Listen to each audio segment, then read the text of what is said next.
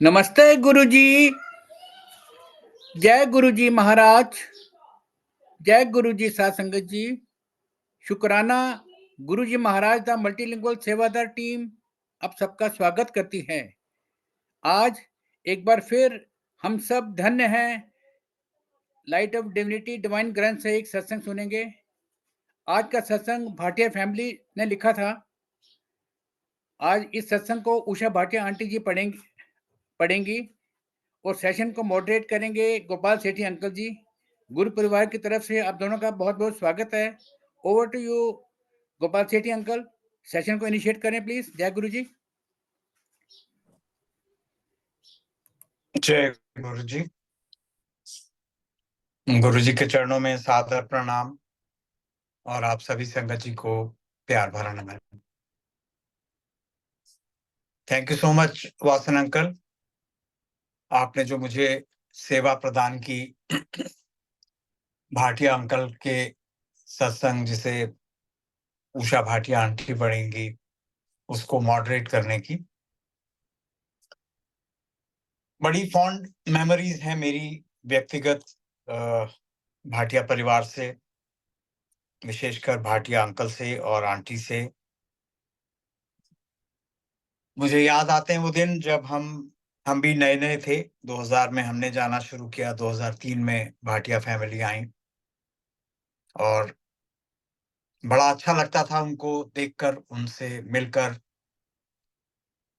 और जैसी होता है, एक उत्सुकता होती है प्रत्येक के मन में, जो भी नई संगत जुड़ती है, कि जो पहले के जुड़े हुए हैं उनसे कुछ बात की जाए, उनसे गुरुजी के बारे में कुछ जाना जाए। तो मुझे याद आते हैं भाटिया अंकल और आंटी भी दोनों। हम लोग जब अंतराल होता था, गुरुजी प्रसाद देते थे, बाहर आते थे, या लंगर के बाद जब जल प्रसाद इत्यादि लेने के लिए बाहर आते थे, तो तब वहां मुझे ध्यान पड़ता है कि शायद सुदर्शन आंटी ने, जो आपकी कजिन हैं, उन्होंने मिलवाया था हमें।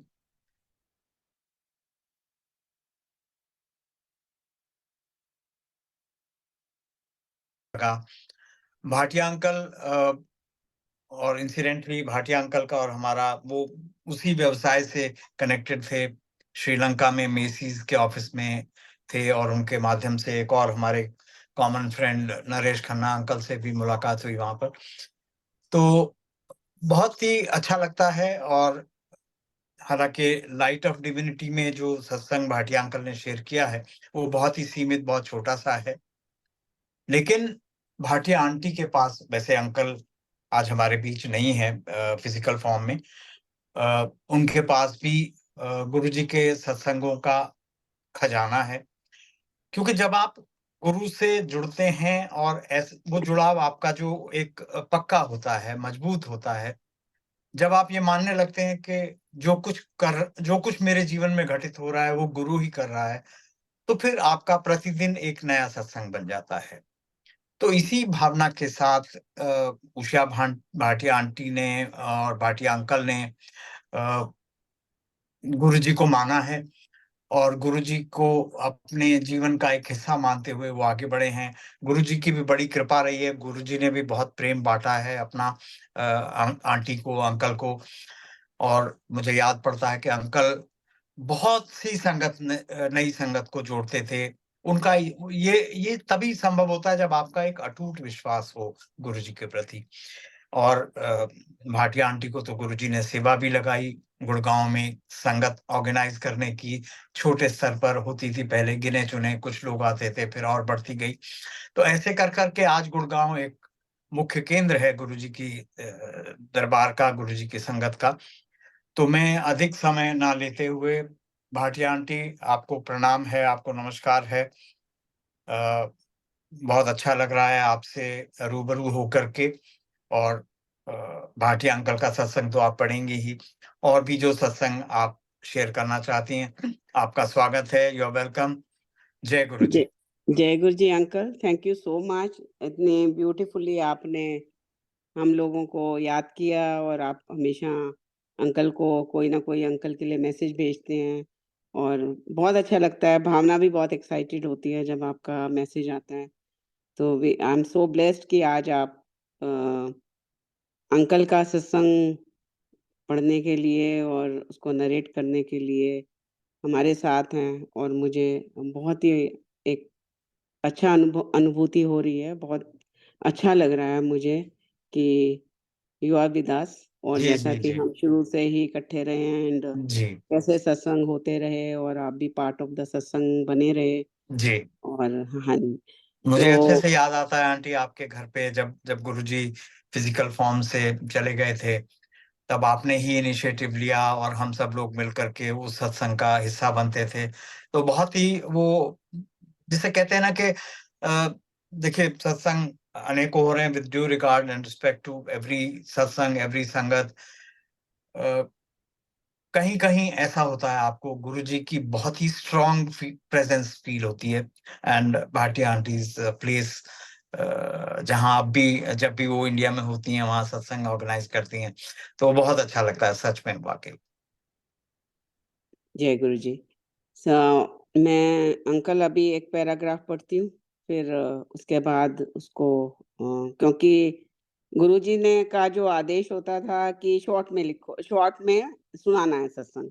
तो अंकल ने, आज ही मैं पढ़ रही थी उस सत्संग को, और लिख भी रही थी कि मैंने पढ़ना है उसको।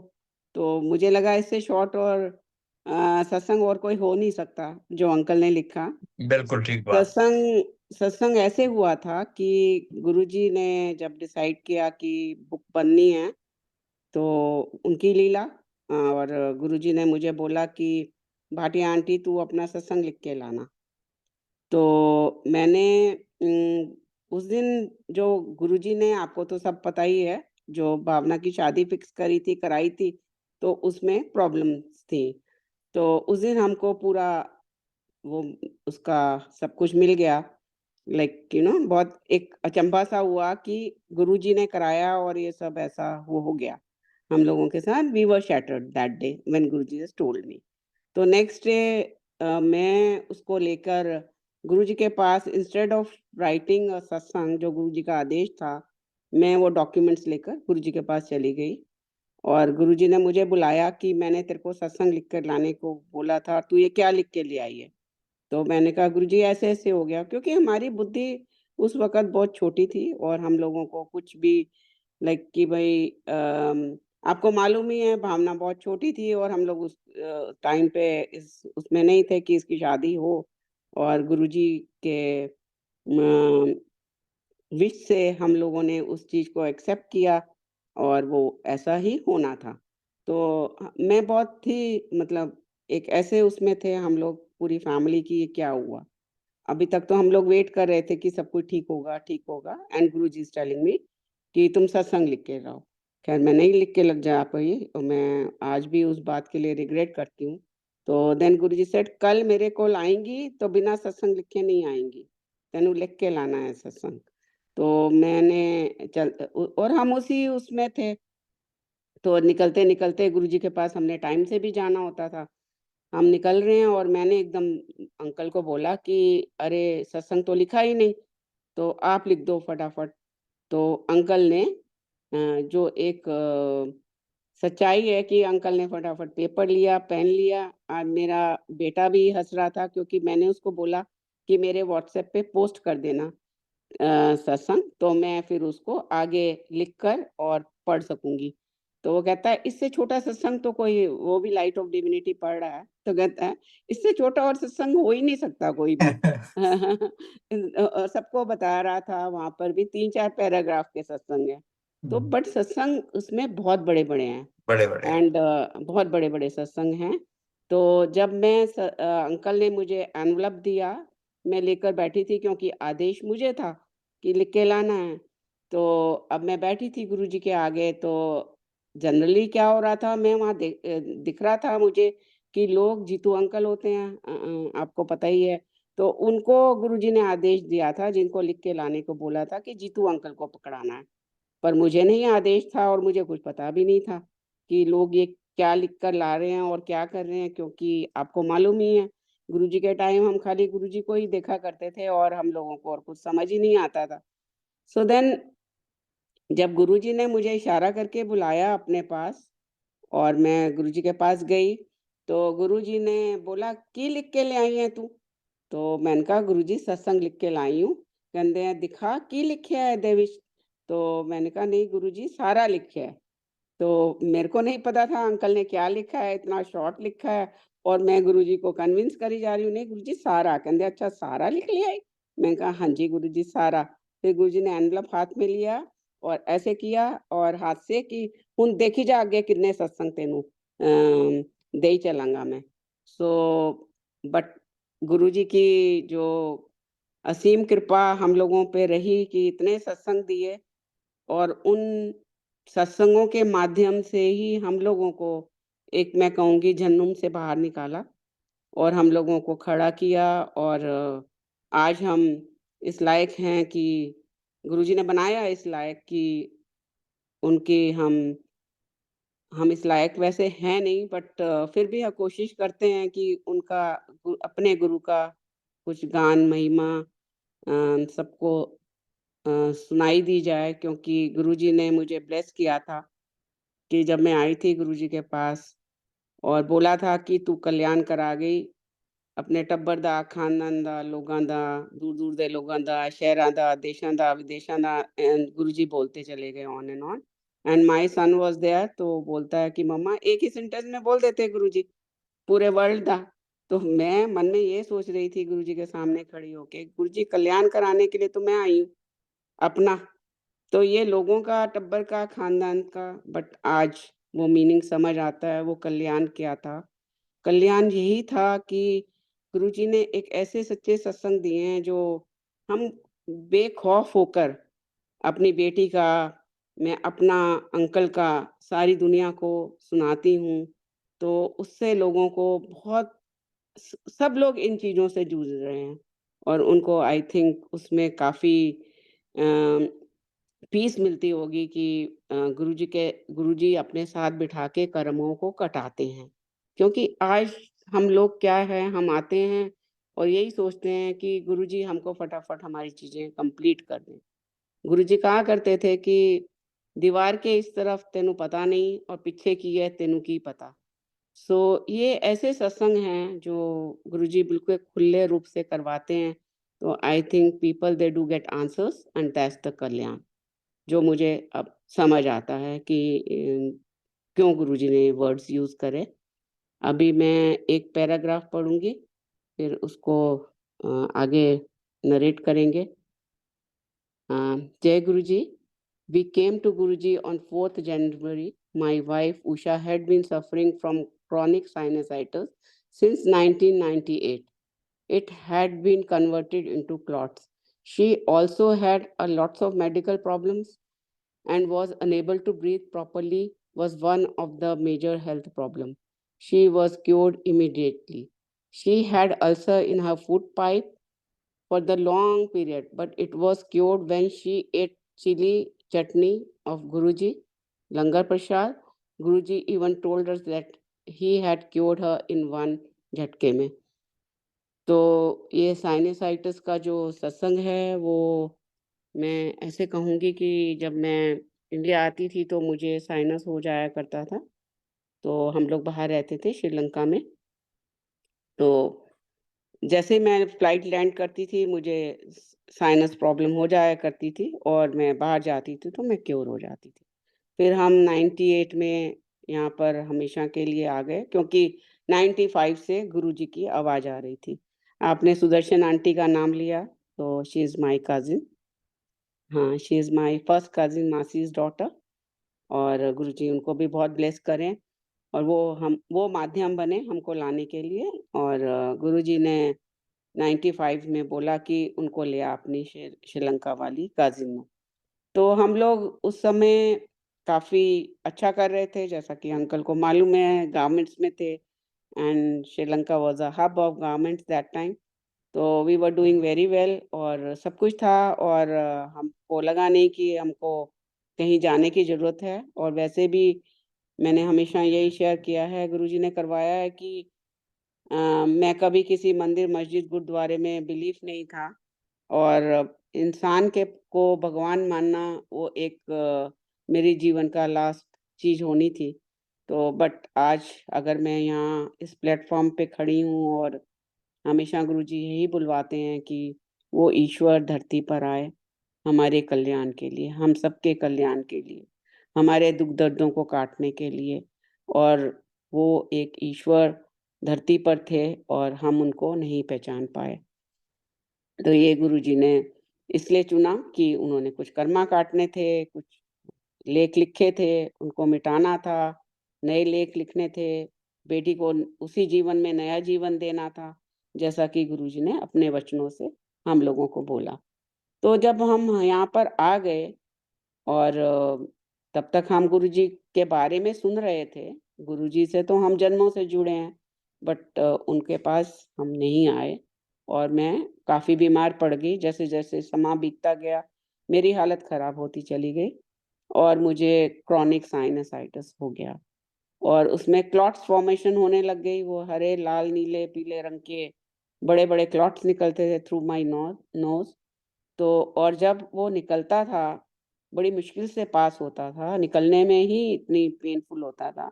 जब वो बाहर आता था तो इट वाज़ लाइक मैं उसको एक्सप्लेन नहीं कर सकती वर्ड्स में और बड़ी मुश्किल से वो निकलता था और इतना थिक होता था कि वॉश बेसिन में भी उसको एक डंडी की ज़रूरत पड़ती थी उसको अंदर डालने के लिए। और वो इतना पेनफुल प्रोसेस था कि मेरे पास वर्ड्स नहीं है और मेरी साँस भी रुक जाया करती थी। लेटर स्टेजेस में क्या हुआ कि मुझे नोज़ थ्रू नोज़ साँस आनी बंद हो गई और मैं मुँह से ही साँस लिया करती थी। और एक दिन मैं गुरुजी के पास थी। गुरुजी ने अब यहाँ पर एक सत्संग है, सत्संग में सत्संग गुरुजी करवाएँगे। गुरुजी ने जैसे मुझे बोला था कि तू बोलेगी नहीं, मैं बुलवाऊँगा। तो सत्संग में सत्संग है। तो जब मुझे गुरुजी ने आते ही बोला कि मेरे ब्रदर इन लॉ आए मेरे पास कि तुम्हारी दवाई दे दी गुरुजी ने। अ, मल्होत्रा अंकल आए और बोला कि गुरुजी ने तुम्हारी दवाई दे दी। तो मैंने उनके हाथ की तरफ देखा, मैंने कहा कोई दवाई तो है नहीं आपके हाथ में। गुरुजी ने मुझे ऐसी कौन-सी दवाई दी जो आपके हाथ में नहीं है? Then he said Guruji said कि गुरुजी ने कहा है कि चांदी के ग्लास में और दूध और जलेबी खाया कर। तो मैं बहुत नेगेटिव हो गई। मैंने कहा कि अरे! इतनी दवाइयाँ करने के बाद, इतने डॉक्टर्स के जाने के बाद, मैं स्टेरॉइड्स पे भी रह रही हूँ, तो मुझे कोई आराम नहीं आ रहा और एक चांदी के बर्तन में जलेबी दूध खाने से क्या मैं ठीक हो जाऊँगी? बिकॉज़ दो आई वाज़ नेगेटिव। तो वो चीज़ नेगेटिविटी में चली गई, मुझे कोई असर नहीं हुआ। कुछ दिन बाद फिर वो आए कि तेरा पक्का इलाज बता दिया गुरुजी ने। भई अब क्या किया गुरुजी ने, एक लोटा कॉपर का लेके आना है और गुरुजी उसको ब्लेस करके देंगे, उसमें पानी भर के रात को रखना है, सुबह उठ के पीना है, फिर उससे आँखों में छिट्टे मारने हैं या नहाना है। तो मैंने कहा कॉपर वेसल में पानी रखने से इतनी भयंकर बीमारी ठीक हो सकती है क्या? क्योंकि आई वाज़ नेगेटिव, तो वो नहीं हुई। तो देन वन फाइन डे क्या होता है कि मेरे साथ-साथ दूसरी बीमारियाँ भी चल रही थी। जैसा कि अंकल ने बोला, लिखा है कि मुझे अल्सर प्रॉब्लम भी थी बहुत सालों से। तो अल्सर की प्रॉब्लम ऐसे सॉर्ट हुई कि वहाँ हम लंगर खा रहे थे। जैसे गोपाल अंकल को मालूम है एक थाली में 4 लोग खाया करते थे। तो मेरे आगे उस दिन काफ़ी एल्डरली लोग थे। तो हम 4 जने थे, मेरे साथ जो थे वो लाल मिर्चों की चटनी आई हुई थी, वो लोग उसको नहीं खा रहे थे but I was insisting them कि नहीं आपने खानी है, ये आपका शेयर है, क्योंकि मुझे भी अल्सर प्रॉब्लम थी। इतने में एक अंकल आते हैं और एक बड़ा चम्मच जो होता है सर्विंग स्पून लेकर और मेरी थाली में डालते हैं, उस थाली में डालते हैं, बोलते हैं भाटिया आंटी ये गुरुजी की स्पेशल ब्लेसिंग्स हैं, ये आपको ही खाना है, ये और लोग नहीं खाएँगे। तो अब वो लोग तो बहुत खुश हो गए तीनों जने कि भई हम तो अपना ही नहीं खा पा रहे थे, तो अब ये पूरा इनको ही खाना है। Then in the meantime क्या था कि हमको गुरुजी अ, एक कोने में बिठाकर चैटर्जी अंकल से और भी पुराने जो संगत थी वहाँ पे, उनसे सत्संग शेयर करवाया करते थे। वो लोग हमको कोने में बैठ के अपने सत्संग सुनाया करते थे। और ऐसे-ऐसे सत्संग सुने गए कि फिर मैंने ऐसे गुरुजी की तरफ देखा, तो और मेरे मन में आया कि गुरुजी, जब आप इतना कुछ कर सकते हो, तो ये आपको पता, अगर मुझे यहाँ पर अटैक आया अल्सर का, तो आप ही हो यहाँ बैठे हो। एक पॉजिटिव थॉट आया, वो भी उनका दिया हुआ था, क्योंकि उस वक़्त हम लोग इतने पॉजिटिव हुए नहीं थे। और जैसे ही वो पॉजिटिव थॉट आया मेरे दिमाग में, और आज इतने साल हो गए गुरुजी के पास गए हुए। हम 2002 में जुड़े थे गुरुजी से, और मुझे अल्सर का अटैक नहीं आया। अब मैं हर चीज़ खाती हूँ। I was on very like liquid, semi liquid kind of food में थी, और मैं मिर्चें बिल्कुल नहीं खा सकती थी, मैं चाय पी नहीं सकती थी, समोसा और ये सब चीज़ें तो बिल्कुल ही दूर की बात थी मेरी लाइफ में। बट मैं अब हर चीज़ खाती हूँ। ये गुरुजी की मेरे पर बहुत असीम कृपा है कि एक जो पॉज़िटिव थॉट से गुरुजी ने मुझे इतनी बड़ी बीमारी से निकाला। तो ये इसका कहने का, इस सत्संग का ये मतलब है कि नो मैटर कितनी भी प्रॉब्लम्स आएँ लाइफ के अंदर, एक पॉजिटिविटी से ही गुरुजी आपको बाहर निकाल देते हैं। क्योंकि मैंने खुद गुरुजी के मुख से सुना है, दोनों हाथ ऐसे करके नीचे करके, कि मेरे कोलों पॉजिटिविटी मिलती है और कुछ नहीं मिलता।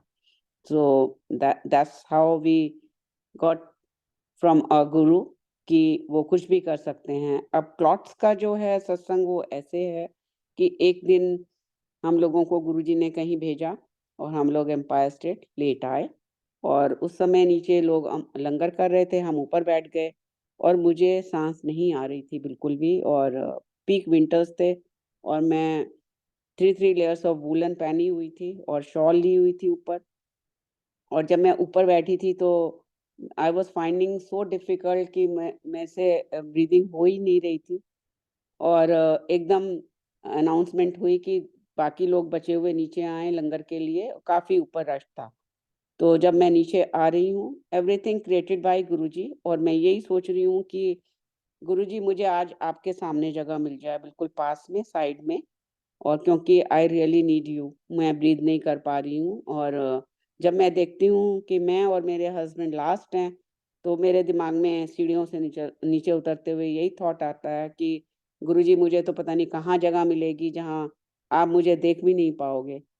बट नो वंडर कि एकदम गुरुजी की आवाज़ आती है कि इत्थे आ जाओ, और बिल्कुल next to Guruji there were 2 seats, तो दोनों जने इत्थे आ जाओ।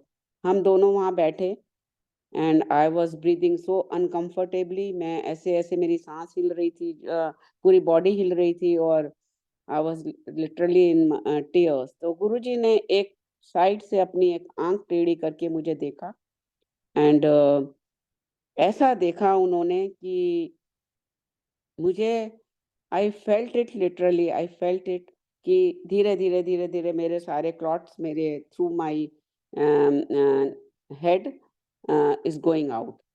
तो गुरुजी बाहर निकालते चले जा रहे हैं उसको। तो और I started breathing normally.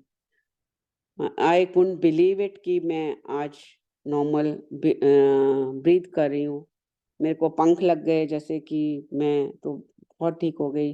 Then Guruji has told me कि मैं तेरे को 80% ठीक कर दिया, और 20% तू श्रद्धा और तपस्या से पास हो जाएगी, और तू ठीक हो जाएगी।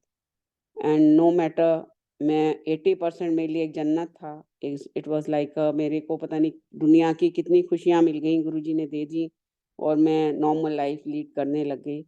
और मैं दिन में नियरली 150 टिश्यूज़ यूज़ करती थी एक्स्ट्रा सॉफ्ट, क्योंकि नोज़ एंड सारा मुँह लाल हो जाता था। और उसके बाद मैं 2025 पर आ गई। एक दिन जब गुरुजी मनुष्य रूप छोड़ गए, और मैं अपनी बेटी के साथ बैंगलोर में थी, उसके एमडीएस के एग्ज़ाम्स थे, और मैं वहाँ थी, और वहाँ पर मुझे एक्स्ट्रा सॉफ्ट टिश्यूज़ नहीं मिल रहे थे, बॉक्सेस, और जितना मैं ले गई थी वो ख़त्म हो चुके थे, उसमें एक ही बचा था, और मैं उनको ढूँढ रही थी कि मुझे ज़रूरत थी।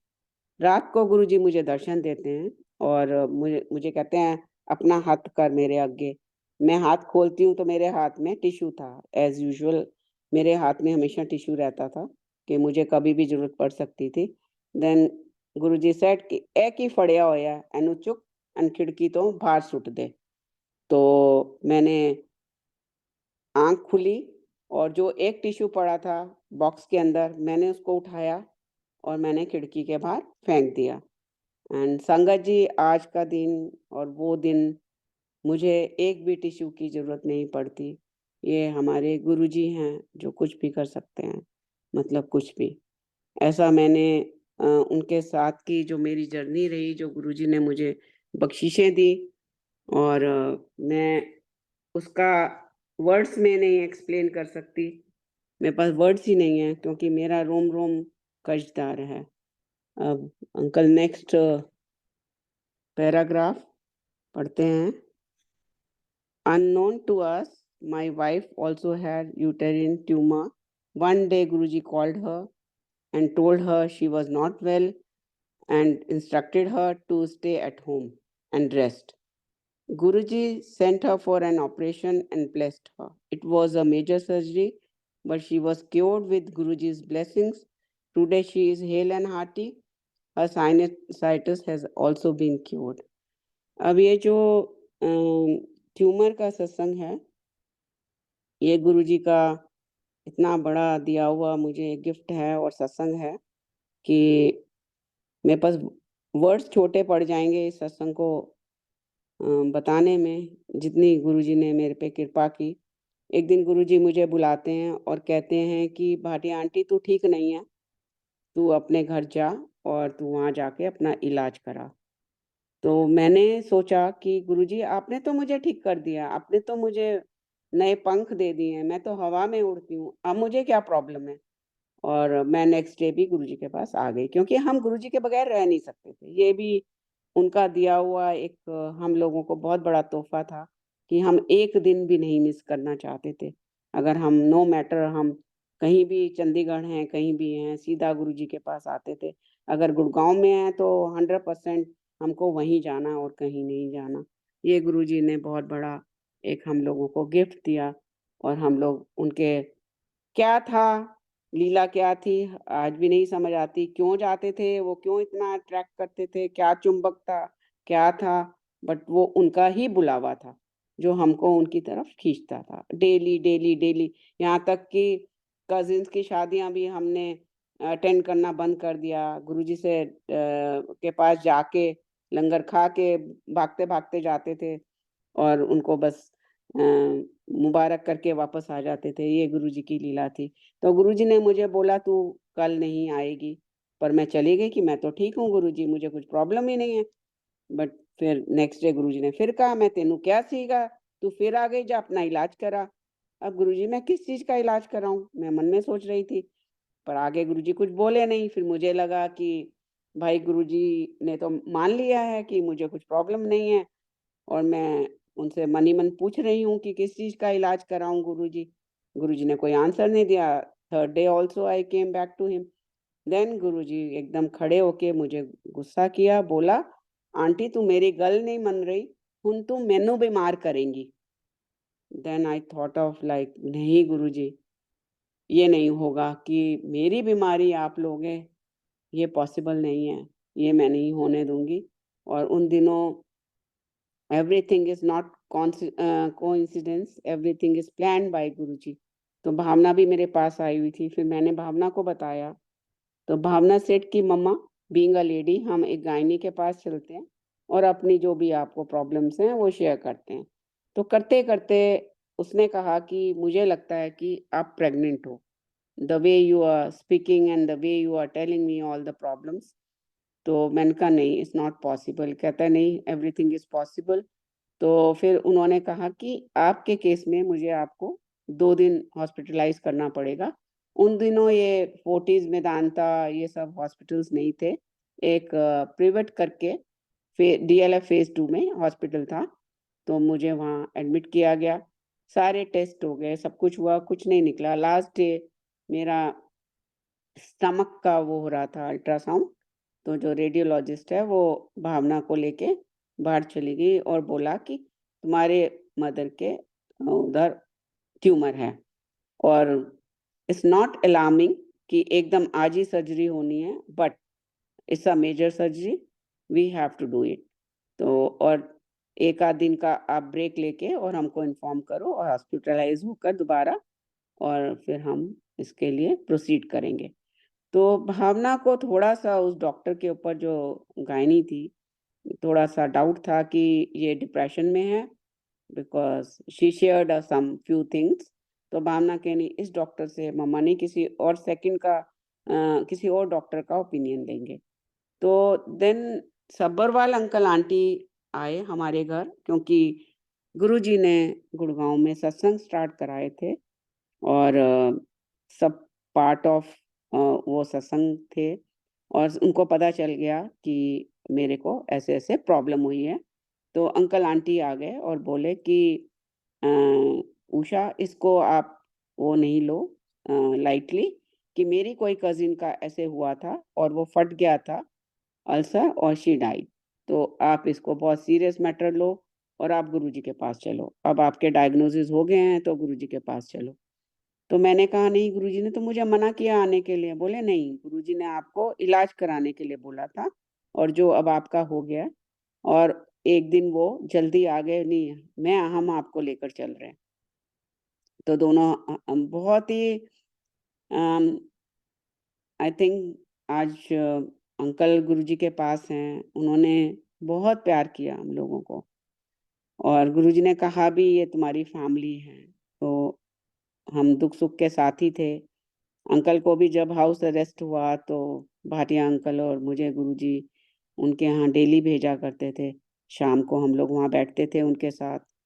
तो हम लोगों का बहुत ही सुंदर वक़्त गुरुजी ने बितवाया, और आज अंकल भी गुरुजी के पास हैं और भाटिया अंकल भी गुरुजी के शरण में हैं, और दोनों मिलके फिर वही मौज कर रहे होंगे। तो देन वो दोनों आ गए मुझे लेने, और हम गुरुजी के गए। गुरुजी कैबिनेट पे थे क्योंकि जल्दी आ गए थे, और बोला कि कैबिनेट पे ही बात करनी है गुरुजी से, क्योंकि वही वक़्त है बात करने का। बट मैं मन में मन सोचा करती थी कि हमेशा ही यही था मेरा कि गुरुजी अपने से बात करेंगे। मैं अपने से बात नहीं करूँगी गुरुजी से। तो वो बैठे, गुरुजी कैबिनेट से नीचे उतरे, फिर उन्होंने मुझे इशारा किया कि अच्छा मौका है, बात कर लो, पर मैंने बात नहीं की। फिर वो बैठ गए, फिर वो थोड़ी देर बाद उतरे, क्योंकि उतर के फिर वो रूम में चले जाया करते थे। तो उनकी लीला, उनकी मौज, सब कुछ उनका किया हुआ, परिस्थितियाँ भी वही बनाते हैं, सब कुछ वो करते हैं। फिर वो वापस बैठ गए, फिर थर्ड टाइम फिर वो उतरे, फिर अंकल मुझे इशारा करते रहे, आंटी मुझे इशारा करते रहे कि बात करो। तो बट मैंने नहीं की, और वो कमरे की तरफ जाने लग गए, और अंकल अपना माथा पकड़ के बैठ गए कि ये क्या किया तुमने? तो एकदम गुरुजी कमरे में जाते-जाते वापस मुड़े, और मेरे सब संगत खड़ी हो जाया करती थी। तो मेरे पास आए और बोले कि भाटिया आंटी, अ, तेरा ट्यूमर निकला है? मैं कहा, हाँ जी गुरुजी। फिर सर्जरी बताई डॉक्टर ने? मैंने कहा, हाँ जी गुरुजी। तो फिर करा ले सर्जरी, तो किदों करवाएगी? और डॉक्टर नहीं तू? फिर एकदम मेरे दिमाग में भावना की बात आई, गुरुजी तो अंतर्यामी है, सब पढ़ लेते हैं। अच्छा वो डॉक्टर नहीं छड़, ऐदा कर अपोलो करा ले। तो मेरे दिमाग में चल रहा, अपोलो तो गुरुजी बहुत दूर है। अच्छा वो दूर पड़ेगा, मैं अंदर ही अंदर सोच रही हूँ, और गुरुजी हर चीज़ मेरे जो मैं सोच रही हूँ वो उसको रिपीट कर रहे हैं। तो कहने, अच्छा वो दूर पएगा ते ऐदा कर, जा तू चंडीगढ़ चली जा, उत्थों सर्जरी करा ले। अब संगत जी सोचो कि अपोलो दूर है, जो गुड़गाँव से नियरली 1 आवर की ड्राइव है, और चंडीगढ़ कहाँ, वो भी पंचकुला में एक बड़े ही सिंपल से नर्सिंग होम में मुझे गुरुजी ने भेज दिया, और वहाँ मेरी सर्जरी हुई। और जब मेरे को अकॉर्डिंग टू माय ट्यूमर वो प्लान की गई 2.5 घंटे की सर्जरी, और जब उसको खोला गया तो गुरुजी ने उसको 2.5 किलो का बना दिया। गुरुजी कुछ भी कर सकते हैं, मतलब कुछ भी। और उस सर्जरी में टाइम लग गया 5.5 से 6 घंटे, और एनेस्थीसिया दिया गया था 2.5 घंटे का। तो बाद में पता चला कि जो एनेस्थेटिक था वो गुरुजी की ब्लेस संगत था। उसको गुरुजी अपने पास बुलाया करते थे। फिर बाद में काफ़ी सत्संग शेयर हुए, और गुरुजी ने इतना बड़ा एक हम लोगों को सत्संग दिया और गुरुजी ने मुझे क्योर किया। तो एक और अब नेक्स्ट पैराग्राफ है। Around this time, we were facing financial problems. We were about to make a bad financial decision, which would have led to big losses. Guruji summoned my wife, mentioned the exact sum we had in our account, and prevented us from making that investment. एक ये सत्संग भी इतना बड़ा है कि uncle ने तो शायद इस सत्संग को फाइनेंशियल वरी से गुरुजी हम लोगों को बचाते हैं करके लिखा है। तो क्योंकि आई थिंक गुरुजी ने ही लिखवाया होगा, क्योंकि आजकल हम लोग मटेरियलिस्टिक लाइफ में ही जी रहे हैं, तो हम लोगों को गुरुजी कहा करते थे प्रैक्टिकल सत्संग ही लोगों को समझ आते हैं। तो ये सत्संग ऐसे है कि मेरी 7 अप्रैल को हम इंडिया आ गए थे। इंडिया में आने के बाद हम लोगों ने सोचा था हम कुछ काम नहीं करेंगे और वी हैव इनफ फंड्स कि हम आराम से उसमें इंटरेस्ट अच्छा होगा और उसके अंदर हम खूब सेविंग भी होगी, और इस तरह से हम लोग प्लान करके आए थे। But uncle was in 40s और घर नहीं बैठ सकते थे, तो अब हमने उस हिसाब से बिजनेस स्टार्ट किए और फेल होने शुरू हो गए, और हम लोग लगने लगा इनसिक्योरिटी आ गई लाइफ के अंदर कि भाई ये कैसे, क्यों हम कहीं सक्सेसफुल नहीं हो रहे और पैसा जा ही जा रहा है और इनकमिंग कोई इनकम है नहीं। तो देन 7 अप्रैल को मेरी 2 एफडीज मैच्योर हुई थी। तो एक अंकल आते थे गुरुजी के पास, राजीव शर्मा उनका नाम था। He is no more, he is also with Guruji sharan. तो उन्होंने हमको, हमारे यहाँ आना जाना था काफ़ी और सत्संग शेयरिंग होती थी, जैसा कि गुरुजी संगत भेजा करते थे, सुबह से शाम तक सत्संग ही सत्संग होते थे। तो उनमें वो भी एक थे। तो उन्होंने हमको बोला कि काफ़ी घुल-मिल गए थे कि एक किसी को पैसा चाहिए और मैं एज़ अ फाइनेंसर हूँ, काम करता हूँ, तो आप वो पैसा दे दो, आपको 15% इंटरेस्ट मिलेगा। अंकल बहुत बार ये सत्संग शेयर भी कर चुके हैं इन शॉर्ट। तो आज मैं उस सत्संग को पूरा गुरुजी बुलवा रहे हैं। तो देन मेरे अंकल ने बोला कि नहीं, मैंने अपने हस्बैंड को बोला कि इतना अच्छा मौका मिल रहा है कि उस समय एनआर पे 3% पे इंटरेस्ट रेट हो गया था। तो हमने कहा कि इसको देते हैं, इनको दे देते हैं और हमें 12 टू 15% इंटरेस्ट मिलेगा और हमारा बहुत बढ़िया मैनेज हो जाएगा सब कुछ। और जो लॉसेस हो गए हैं वो भी, उनका भी इतना वो नहीं इम्पैक्ट पड़ेगा। तो मैंने अपनी कैलकुलेशन लगाई, but uncle was not ready at all. और अंकल ने बोला नहीं, इतने लॉसेस के बाद अभी भी तुम यहाँ पर ये करोगे, किसी को दिलवा दोगे पैसा, ऐसा नहीं पॉसिबल। तो मैंने कहा, उन अंकल ने बोला मैं 2.5 करोड़ की प्रॉपर्टी भी दूंगा आपको। उस समय 2.5 करोड़ बहुत बड़ी रकम हुआ करती थी, तो प्रॉपर्टी पेपर्स देंगे आपको। तो मेरे हस्बैंड ने बोला it's like a waste bin में डालने वाले पेपर्स हैं, तो अभी तुमको समझ नहीं आई है। देन वन फाइन डे, मैं इसी सत्संग पे जाऊंगी। ये सत्संग बहुत बड़ा है कि कैसे गुरुजी ने अमृत बारिश की। गुरुजी एक आईएएस ऑफिसर सुधीर कुमार के बेटे की उसमें आए हुए थे। गुरुजी ने हमको कार्ड दिया था और रिसेप्शन थी, तो छोटा सा स्टेज बनाया हुआ था गुरुजी का। गुरुजी वहाँ बैठे थे और काफ़ी गुड़गांव की संगत को भी गुरुजी ने वो कार्ड दिया था। तो और उनके लेफ्ट में कपल के लिए स्टेज बना था बहुत बड़ा सा, और गुरुजी का एक साइड में था, और वहाँ पर इतना बड़ा, सब क्रिएटेड बाय गुरुजी मैं ये कहूँगी। तो गुरुजी ने उस स्टेज पे ऐसी जगह नहीं थी कि संगत आके बैठ सके। तो जो आ रहे थे गुरुजी उनको हाथ से इशारा करते जा रहे थे कि उनके राइट में खाना-पीना चल रहा था। तो गुरुजी चलो उधर जाओ, किसी को मुँह से बोल रहे थे, किसी को इशारे से।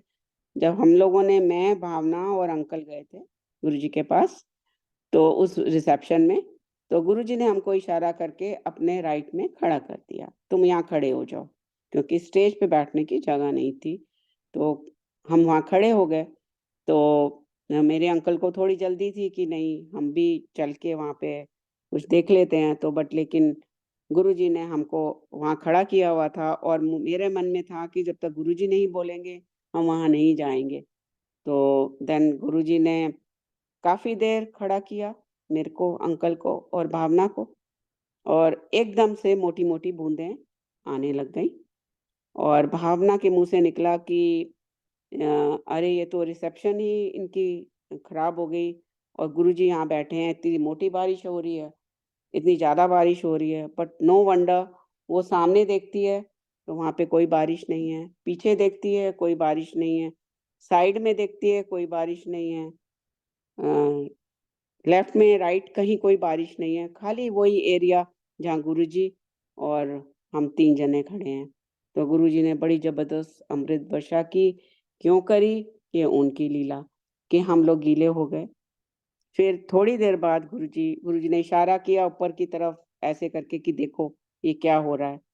देन हम समझ आ गई कि भाई ये अमृत बारिश की है गुरुजी ने, कोई रीज़न से की है और कुछ ब्लेसिंग दी है बहुत बड़ी। और गुरुजी थोड़ी देर बाद उठ के चले गए, जाने लगे तो सब लोग पैर छूने आए। देन मैंने भी गुरुजी के चरण छुए। देन गुरुजी सेड कि तेनू ता मेरे पैर छून दी भी लोड़ नहीं है, जा तू ऐश कर और विस्की लगा और फिर आज थर्सडे है और तू एम्पायर स्टेट भी आ जाई, तेरा दिन नहीं गिना जाऊगा। वो दिन का भी बहुत बड़े लंबा सत्संग है कि कैसे हम लोग एम करते थे कि नई संगत को ले जाना है, तो हमने इतने दिन जाना है और हमको 4 डेज़ पूरे करने हैं।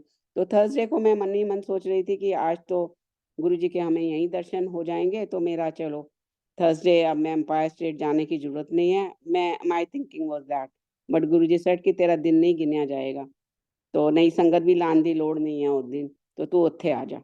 तो मैंने गुरुजी का आदेश माना, मैं कभी विस्की नहीं पी थी। मैंने कोक में कुछ ड्रॉप डाल के गुरुजी का आदेश माना और हम एम्पायर स्टेट पहुँच गए और मेरे से कुछ नहीं खाया गया उस शादी में कि मैं एम्पायर स्टेट जा रही हूँ, तो मैं वहीं लंगर खाऊँगी। एक भक्त की इच्छा कैसे गुरुजी पूरी करते हैं, रात के 11 साढ़े 11 बजे थे। गुरुजी ने फटाफट थालियाँ लगवाईं और बोला लंगर खा लो। तो 1-2 लोग और भी थे, आए थे, तो उनको बोला तुम भी खा लो, इन्हां ਲਈ भी लगा दो। देन दे सेड नहीं हम तो खाए हैं गुरुजी। तो बोले कि ਇੱਥੇ ब्लेसिंग मिल रही ने, खा लो। And Guruji blessed her so much all the sangat. And जब गुरुजी ने आदेश दिया जाने के टाइम, तो मेरे को गुरुजी कहते हैं मत्था टेकते हुए कि भाटिया आंटी तेरी 7 जुलाई ਨੂੰ 2 एफडीਆਂ मैच्योर हो गई हैं। 7 अप्रैल ਨੂੰ सॉरी 7 जुलाई रजिस्टर्ड है माइंड में गुरुजी का बर्थडे। 7th अप्रैल को तेरी ये आई थिंक 16th अप्रैल की बात है, उनका सुधीर अंकल के बेटे का जब रिसेप्शन था, 15th या 16th अप्रैल मुझे अच्छे से ध्यान है। तो गुरुजी सेड तेरी 2 एफडीਆਂ मैच्योर हो गई हैं। मैंने कहा हाँ जी गुरुजी। एंड गुरुजी ने exactly with interest with cents वो अमाउंट बता दिया कि इन्ने दी। मैंने कहा हाँ जी गुरुजी, ते की करन लगी होता? तो मैंने कहा कि गुरुजी ऐसे-ऐसे एक अंकल आते हैं आपके पास, तो उन्होंने बोला है कि वो इन्वेस्ट कर दो। तो कहते हैं की करना, की बोलिया अंकल? तो मैं बोला ऐसे-ऐसे उन्होंने बोला है और हमारे काफ़ी आर्ग्यूमेंट्स भी हो गए थे मेरे और भाटिया अंकल के बीच में उससे पहले। तो कहते हैं हाँ तेरे बड़े आर्ग्यूमेंट्स होए हैं अंकल नाल, ते केड़ा अंकल तू नाम दस रही हैं? तो जबकि मैं उनको गुरुजी से बात करते हुए भी देखती थी। तो मैंने फिर बोला, मैंने कहा गुरुजी आप उससे बात भी करते हो? तो कहते हैं कि ऐदा कर कि ਇਹਨਾਂ ਨੂੰ वापस एफडी करा दे, जो एफडी है ਉਹਨੂੰ एफडी ਵਿੱਚ ਹੀ ਕਨਵਰਟ ਕਰਾ ਦੇ ਔਰ ਤੇਰਾ ਕੋਈ ਲੋੜ ਨਹੀਂ ਕਿਸੇ ਨੂੰ ਦੇਣ ਦੀ, ਨਾਲ मूल भी जाऊगा ਤੇ सूद भी कुछ नहीं मिलना, मूल भी चला जाऊगा। आई समझ? तो एनू वापस करा दे। और घर जाते हुए मुझे बड़ा ही गुस्सा आया कि गुरुजी एक अच्छी अपॉर्चुनिटी आई, वो भी आपने उस पे बड़ा क्रॉस कर दिया। तो फिर मैंने अपने भाई को ये सत्संग सुनाया कि ऐसे-ऐसे गुरुजी ने इवन बैंक में कब हमारी एफडी मैच्योर हुई है एंड ऑल। गुरुजी कहा करते थे कि जब पॉजिटिविटी बढ़ती है तो नेगेटिव फैक्टर डबल स्पीड में अटैक करता है। तो वो मेरा भाई खड़ा होता था हमारे साथ, जब भी गुरुजी मुझे कुछ दिखाते थे, मैं उसको शेयर करना और उसने उसको बोला ये सब तुम्हारे माथे पे लिखा हुआ था, वो सब पढ़ लेते हैं। आज संगत जी ना तो वो अंकल हैं और जिनको देना था जिनके लिए वो माँग रहे थे वो भी जेल में हैं, उनका भी काफ़ी फ्रॉड सुनने में आया बाद में। तो गुरुजी ने हमको इतनी बड़ी मुसीबत से बचाया कि मेरे पास शुक्राने के वर्ड्स भी नहीं हैं। और फिर गुरुजी ने उस इन्वेस्टमेंट को कहाँ लगवाया, ये भी आप लोगों को जानना बहुत ज़रूरी है, क्योंकि ये बहुत बड़ा सत्संग है। तो मेरा भाई यही बोलता रहा कि तुम्हारे माथे पे लिखा होता है, ये तो बड़ी छोटी-सी विद्या है, कोई भी पढ़ सकता है।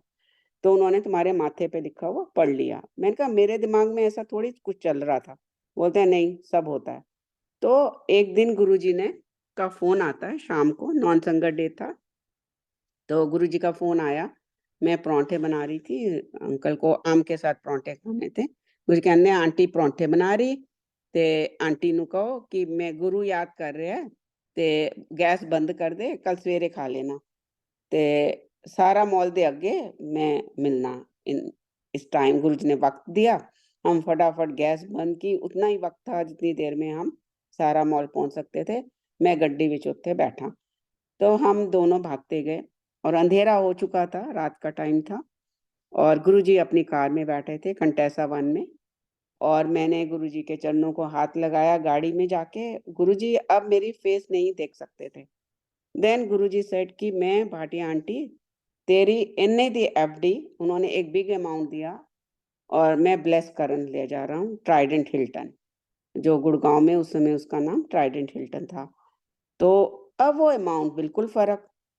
अब मेरे दिमाग में नेगेटिविटी आ गई कि मेरा भाई ठीक कहता था कि वो माथा देख के पढ़ सकते हैं और अब मेरा माथा तो अंधेरे में गुरुजी ने देखा ही नहीं और उन्होंने वो कैसे पढ़ लिया? वो पढ़ ही नहीं पाए और उन्होंने अमाउंट ही अलग कर दिया। संगत जी जो अमाउंट उन्होंने बोला और जो हमको लेकर गए, उन्होंने हमको इतनी ब्लेसिंग दी वहाँ पे कि वो ही अमाउंट गुरुजी ने हमारी जो फैक्ट्री गुरुजी ने लगवाई थी, उसमें वो व्हाइट मनी में लगा। ये गुरुजी हैं, गुरुजी कुछ भी कर सकते हैं, मतलब कुछ भी।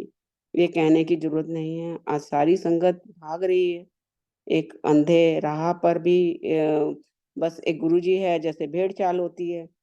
बट गुरुजी को मानना और मनना 2 चीज़ें बहुत फ़र्क हैं। तो गुरुजी एज़ अ गॉड ईश्वर धरती पर आए। आज हम लोगों ने एक ऐसा बना दिया है कि बहुत लोग हर बात में कि गुरुजी की मर्ज़ी, गुरुजी की ये।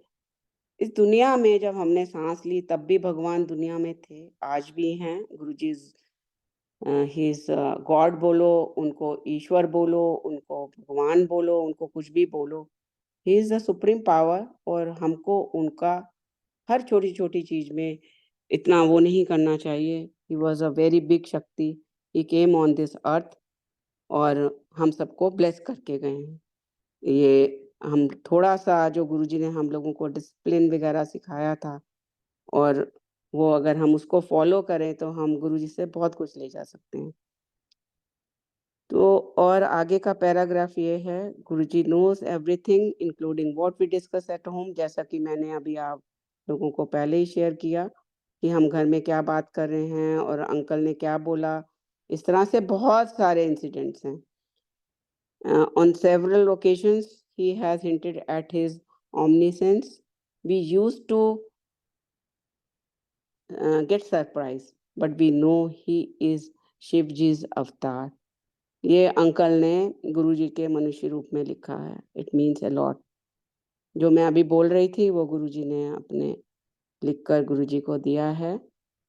He has helped us in our daily problems, whether big or small, and guided us throughout. Or once my daughter Bhavna was sick, she had typhoid, and the doctors were unable to treat her. She had been running a very high temperature for a couple of weeks, but with Guruji's blessing, she was absolutely fine. Guruji advised her to have papaya and sugarcane juice, which the doctor never recommended. Later, when Guruji blessings, she later on with Guruji's blessing, she also got admission in the MDS despite many obstacles. We are blessed to have Guruji in our life. God means Guruji on duty. G is Guruji, O means on and D for duty. ये uncle ने खुद से गुरुजी के मनुष्य रूप में गुरुजी ने लिखवाया और ये चीज फिर मैंने गुरुजी के मुंह से भी सुनी। तो गुरुजी कुछ भी कर सकते हैं, मतलब कुछ भी, like we have felt in our life कि वी आर सो ब्लेस्ड कि गुरुजी ने हम लोगों को चुना, अपने चरणों में बिठाया, इस लायक समझा कि मेरे पास वर्ड्स नहीं है अब और ज़्यादा, और मैं यहीं आज्ञा लूँगी। बहुत बहुत शुक्राना गुरुजी। आई एम गेटिंग इमोशनल, और अंकल भी आज सुबह से बहुत याद आ रहे हैं। जय गुरुजी। जय गुरुजी भाटिया आंटी। हम्म। बहुत प्रेम से आपने सारे सत्संग को संगत के साथ बांटा भी और समझाया भी, और मैं साक्षी हूं उस बात का कि भाटिया अंकल और आंटी गुरुजी से कितना प्रेम करते हैं। संगत जी, हमारे लिए यही बहुत इंपॉर्टेंट बात है कि हम गुरुजी से प्रेम करें। बाकी सब गुरुजी अपने आप से देते हैं। जैसे भाटिया अंकल का जो सत्संग है, उसका जो शीर्षक जब हम पढ़ते हैं तो वो मनी के बारे में है कि Guruji saves us from money worries. लेकिन सत्संग स्टार्ट करते हैं भाटिया अंकल जो भाटिया आंटी की हेल्थ प्रॉब्लम से। गुरुजी हमें यही समझाया करते थे कि तुम वरीज मत करा करो, स्पेशली जो सांसारिक जो सुविधाएं हैं ना, सुख सुविधाएं, उनकी तो वरी बिल्कुल मत किया करो। हमारा शरीर है, उसमें कुछ ना कुछ अंदर क्या चल रहा है हमको पता भी नहीं होता। ये इस पे आवरण पड़ा हुआ है, अंदर क्या क्या हलचल हो रही है। जैसे भाटिया आंटी ने बताया, उनको साइनसाइटिस था, उनको ऐसी प्रॉब्लम थी, गायने प्रॉब्लम थी जो उनको खुद को नहीं मालूम थी, लेकिन गुरुजी को मालूम थी। तो अब सवाल यह है कि हम गुरुजी से क्यों मांगे जब वो अपने आप से दे रहे हैं। और हमारी प्रॉब्लम यह है कि हम जो मांगेंगे ना, या हम जो सोच भी बनाएंगे कि हमें गुरुजी ये हमारे लिए इम्पोर्टेंट है, यही भ्रम हमें अपने मन से निकालना है। कि अब ठीक बात है, जब शारीरिक कष्ट में होता है, दुख दर्द होता है, तो गुरुजी की याद आती है, तब गुरुजी से अरदास करनी जरूरी है। लेकिन और जो इधर उधर की बातें हैं, उनके लिए हमको भटकने की जरूरत नहीं है। गुरुजी स्वतः दे रहे हैं, सब कुछ दे रहे हैं। जितने भी सत्संग आप सुनते हैं, चाहे इस प्लेटफॉर्म पर हो, चाहे किसी और प्लेटफॉर्म पर, चाहे आप किसी के घर जाके सत्संग अटेंड कर रहे हो, सुन रहे हो, सब में सबका जो मूल है वो ये है कि वो गुरुजी हमें हमारी शारीरिक दुख दर्दों से मुक्ति दिलाना चाहते हैं। और वो ये भी चाहते हैं कि हम अपना जीवन एंजॉय करें। भाटिया आंटी के सामने भी, हमारे सामने भी कई बार बोला, जाए ऐश करया करो। वो चाहते हैं कि जो कुछ हमें रब ने दिया हुआ है उसको तो एंजॉय करना सीखें। हम उसको भूल करके और ला और ला और ला उसी में पड़े रहते हैं। और गुरुजी, मैं इस बात के साथ अंत में एक सेंटेंस के साथ मैं भी अपनी वाणी को विराम दूंगा। गुरुजी ने एक बात कही कि मेरे तो असल चीज कोई मंगता नहीं। अब गुरुजी हमें क्या दे रहे हैं और क्या देना चाह रहे हैं, उसमें फर्क करना सीखना पड़ेगा। अब हम सभी लोग बहुत बहुत समय से जुड़ चुके हैं, और ये गुरुजी की कृपा ही है कि वो जो ऐसी संगत जो उनके फिजिकल स्वरूप के दर्शन नहीं कर पाई, उनको इतना प्यार दे रहे हैं, उनको इतना मान दे रहे हैं, उनको ऐसा महसूस करा रहे हैं कि वो भी उनके लिए अपनी ही संगत है। वो गुरुजी उनके अपने ही हैं, प्रत्येक को। अब जब हम फिजिकल फॉर्म में गुरुजी होते थे, जाते थे, तो जितनी भी संगत हो, उन्होंने सबके साथ 1 to 1 बात करनी है, सबको अपने हाथों से प्रसाद देना, फिर लंगर तो ब्लेस मिलता ही था। तो ये हमको ध्यान करना पड़ेगा। अब हमको थोड़ा सा ऊपर उठना पड़ेगा कि हम ये जो दुनियावी पदार्थ हैं, इनको थोड़ा साइड लाइन करके, क्योंकि वो चीजें वो अपने आप से दे रहे हैं। फिर गुरुजी क्या देना चाहते हैं? गुरुजी ने बड़े संक्षेप में हमें 3-4 बातें ही कही कि चंगा बंदापन। बस एक ही बात अगर हम ये मान लें कि हम अच्छे बने, हम किसी की बुराई ना करें, हम किसी के साथ बुरा व्यवहार ना करें, हम किसी के साथ बुरा काम ना करें, हम किसी को धोखा ना दें, हम किसी से ईर्ष्या ना करें। तो ये सब बातें अगर हम सीख जाते हैं, गुरुजी ने हमें अपनी शरण में ले लिया, इसमें कोई संदेह नहीं है। हम जैसे भी हैं, अच्छे हैं, बुरे हैं, उन्होंने अपनी शरण में रखा हुआ है और वो प्रतिपल हमें अपनी ओर ही आकर्षित कर रहे हैं, अपने शिवलोक में ले जाने के लिए हमारा मार्ग प्रशस्त कर रहे हैं। हमारी अपनी-अपनी गति है, हमारी अपनी स्पीड है। हम किस स्पीड से उनके शिवलोक में पहुँचते हैं, ये गुरुजी जानते हैं, लेकिन प्रयास यही करना चाहिए। जैसे गुरुजी कहा करते थे ना, मैं सब लोग की पुट्ठे रास्ते पहने, मैं उन्होंने सीधे रास्ते पाना है। सीधे रास्ते तो उन्होंने डाल दिया। अब हम अपनी-अपनी स्पीड से उस सीधे रास्ते, लेकिन सबसे बड़ी बात ये है कि सीधे रास्ते जब डाल दिया है, तो हम पहुँचेंगे तो फिर सही जगह पर। तो ये बातें हमें ध्यान देने के योग्य हैं। गुरुजी हमारी हेल्थ की, हमारी शारीरिक, मानसिक दुविधाओं की सब केयर करते हैं, हमारी सुख-सुविधाओं की केयर करते हैं।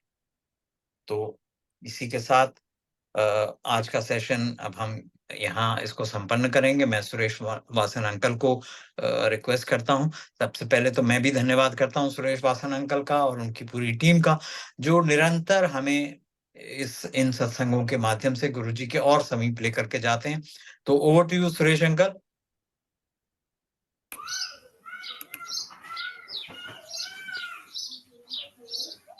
जय गुरुजी महाराज।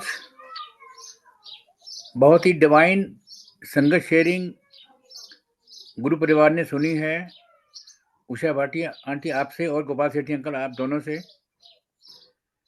मैं तो खैर आप दोनों का गुरु परिवार की तरफ से धन्यवाद ही कर सकता हूं और गुरु महाराज की तरफ से आशीर्वाद ही आपको सबको है।